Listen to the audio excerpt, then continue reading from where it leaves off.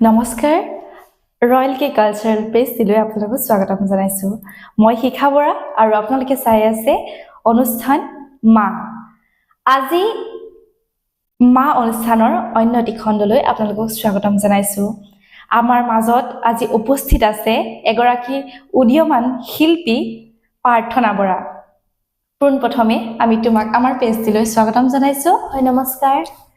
লগতে আমি যেহেতু বিশেষ তোমাৰ বিষয়ে নাজানো, আমি জানো তেওঁ গীত গায়, তেওঁ নৃত্য কৰে, লগতে তেওঁ এগৰাকী মডেল।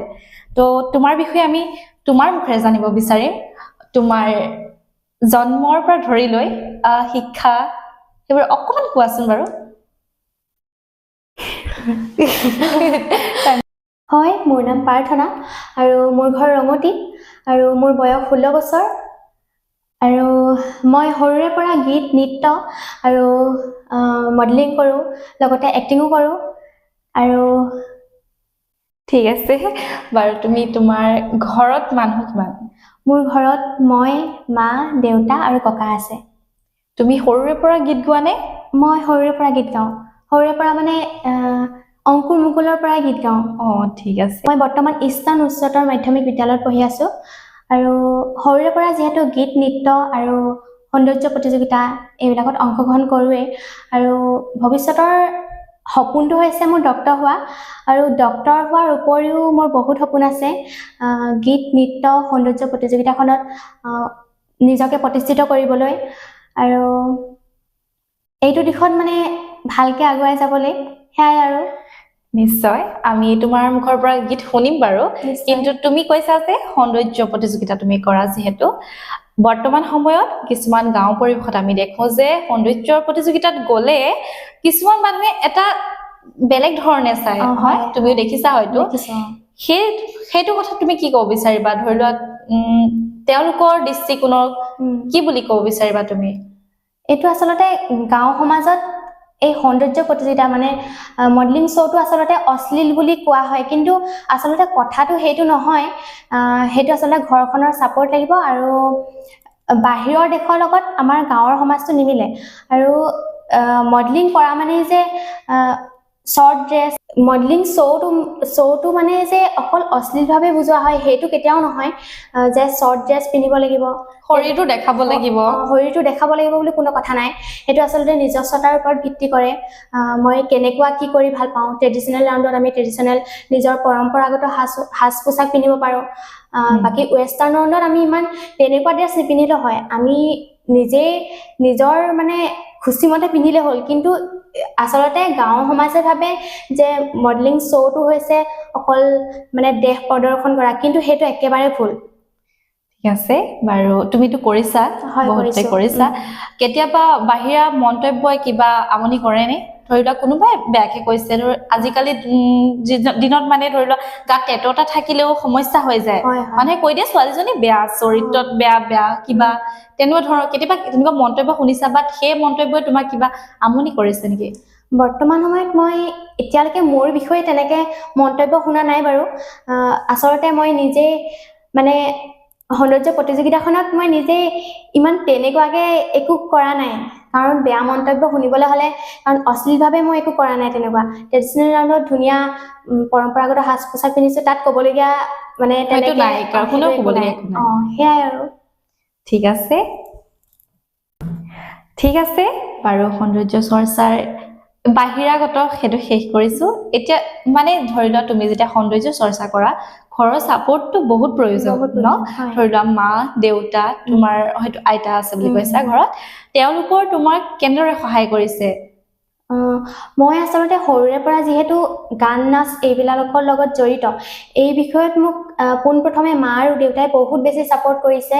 আৰু মানে মা দেউতাই এইখিনি নকৰা হ'লে মই হয়তো ইমানখিনি মানে আগুৱাই যাব নোৱাৰিলোঁ হয়।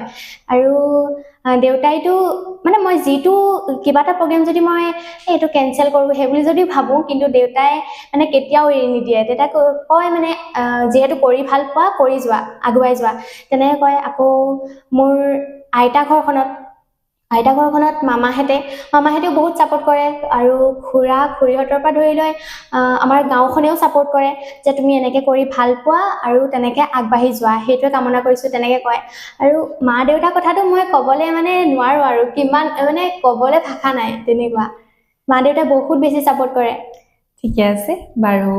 তোমাৰ যিহেতু তুমি কৈছা নৃত্য কৰা, গীত গোৱা, আৰু তেতিয়াহ'লে তোমাৰ গীত জগতখনত, সংগীত জগতখনৰ প্ৰিয় কোনোবা আছে ব্যক্তি তেনে? প্ৰিয় কোনোবা ব্যক্তি বুলি ক'লে মোক আচলতে শিকাইছিল আমাৰ ঘৰৰ একেবাৰে ওচৰৰে তুলসী গগৈ ছাৰে, হয়তো বহুতে চিনি পায়। আৰু হয়, তেখেত মোৰো গুৰু বাৰু দেই। তুলসী গগৈ ছাৰ মানে মই যিহেতু একেবাৰে সৰুৰ পৰা গীত শিকিছোঁ আৰু মোক গীত প্ৰথম শিকাইছিলে তুলসী গগৈ ছাৰে, হয়তো বহুতে চিনি পায়। তেখেতৰ কণ্ঠটোৱেই বহুত বেলেগ, মানে বহুত বেছি ধুনীয়া গীত গায়। আৰু মই একেবাৰে সৰু হৈ থাকোঁ, মানে প্ৰথম শ্ৰেণীমানত থাকোঁতে তেতিয়া ছাৰে তেতিয়াৰ পৰাই মোক গীত শিকাইছিলে, পুৰণি আধুনিক গীত আদি সকলোবোৰ শিকাইছিলে, বহুত বেছি ধুনীয়াকৈ শিকায়। আৰু তেওঁক মই ইয়াৰ পৰাই অশেষ ধন্যবাদ জ্ঞাপন কৰিছোঁ। তেওঁৰ ওচৰত মই সদায় কৃতজ্ঞ হৈ ৰ'ম। তেখেতে হয়তো ইমানখিনি মানে মোক সহায় নকৰা হ'লে মই সংগীতৰ জগতখনক ইমান মই মানে আঁকোৱালি ল'ব নোৱাৰিলোঁ হয়। আৰু মোৰ গুৰু বুলি ক'বলৈ গ'লে যোগেশ্বৰ ছাৰ আৰু দুগ্ধ পাচনি ছাৰ আছে। যোগেশ্বৰ ছাৰে মোক ভকেলখিনি শিকাইছিলে, মানে শাস্ত্ৰীয় সংগীত। সেইখন জগতত মোক যোগেশ্বৰ ছাৰে বহুতখিনি সহায় কৰিছে, তেওঁলৈ অশেষ ধন্যবাদ জ্ঞাপন কৰিছোঁ। আৰু দুগ্ধ ছাৰে মোক এনেকুৱা আনুষ্ঠানিক গীত, মানে অনুষ্ঠান কিছুমান কৰিবলৈ, বিহু প্ৰগ্ৰেম কিবা তেনেকুৱাবিলাক, মানে তেনেকুৱা প্ৰগ্ৰেমত মোক লৈ যায়, তেওঁ কীবৰ্ড বজায় আৰু মোক তেনেকৈ শিকাইছিলেও। দুগ্ধ ছাৰকো মই অশেষ ধন্যবাদ জ্ঞাপন কৰিছোঁ। তেখেতসকলৰ মানে অবিহনে মই নোৱাৰোঁ মানে আগবাঢ়ি যাব। তেখেতসকলেই মোক প্ৰথম শিকাইছিল আৰু তেখেতসকলেই মোৰ গুৰু।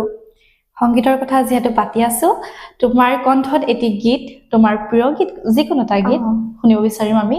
হয়, মই এটি ডলি ঘোষ বাইদেউৰ গীত পৰিৱেশন কৰিবলৈ লৈছোঁ। হয়তো কিবা ভুল হ'ব পাৰে, ক্ষমা কৰি দিব। ভাল লাগে মোৰ ফুল পাহি পুৱা উঠিয়েই দেখি, ভাল লাগে মোৰ পুৱা উঠি নিশাৰ সপোন ৰচি, পূবৰ আকাশ ৰাঙলী ৰাঙলী পক্ষীৰ গুণগুণ শুনি শুনি, ভাল লাগে মোৰ ফুল পাহি পুৱা উঠিয়েই দেখি, আই মোক জগাবি সদায়, সৰা শেৱালি বুটলি আনিমাই, সৰা শেৱালি বুটলি আনিম, এধাৰি মালা গাঁঠিবলে, কাৰ হাঁহিত মন চুমি, কাৰ হাঁহিত মন চুমি, ভাল লাগে মোৰ ফুল পাহি পুৱা উঠিয়েই দেখি, ভাল লাগে মোৰ পুৱা উঠি নিশাৰ সপোন ৰচি। ধন্যবাদ। সঁচাই যাদুকৰী কণ্ঠ তোমাৰ। বাৰু, যিহেতু তাই কৈছিল তাই এগৰাকী নৃত্যশিল্পীও, সেয়ে আমি লগতে আপোনালোকেও উপভোগ কৰোঁ তেওঁৰ এটি নৃত্য ন? নিশ্চয়।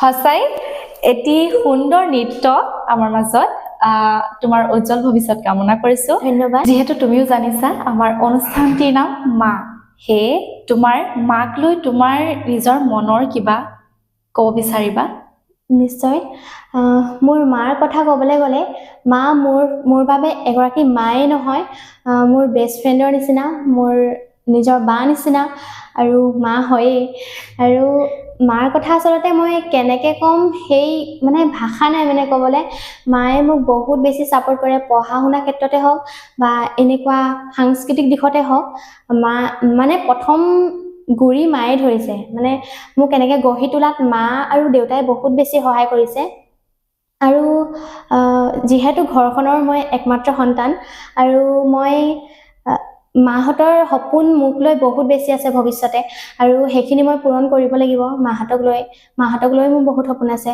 আৰু সেইখিনি মই একমাত্ৰ সন্তান হয়তো পূৰণ কৰিবই লাগিব আৰু মা মানে মোৰ বাবে সকলো ঠিকে আছে বাৰু মা সঁচাকৈ মা বুলি ক'লে গোটেই পৃথিৱীখন দেখা যায় আৰু প্ৰতিগৰাকী মা ভালে থাকক সুস্থ থাকক সবল থাকক যিহেতু তুমি সংস্কৃতি জগতখনৰ লগত জড়িত আচলতে সংস্কৃতি জগতখনৰ লগত জড়িত থাকিলে এনেকুৱা কিছুমান কেতিয়াবা ঘটনা হয় যিবোৰ পাহৰিব নোৱাৰি কেতিয়াবা ধেমালিকেও হয় আৰু কেতিয়াবা দুখ লগা তেনেকুৱা তোমাৰ কৰবাত কিবা অনুষ্ঠান কৰোঁতে তেনেকুৱা কিবা মনত আছে নেকি তেনেকুৱা মই আজি 5-6 দিন মানৰ আগতে এটা প্ৰগ্ৰেম কৰিছিলোঁ প্ৰগ্ৰেমটো আছিলে ডেন্সৰ কম্পিটিশ্যন আৰু মই মানে তাত ডেন্স কৰিছিলোঁ আৰু তাত মই মানে প্ৰথম আৰম্ভ কৰিছিলোঁহে মানে নাচিবলৈ লৈছোঁ আৰু আধামান গৈছে গানটো আধামান গৈছে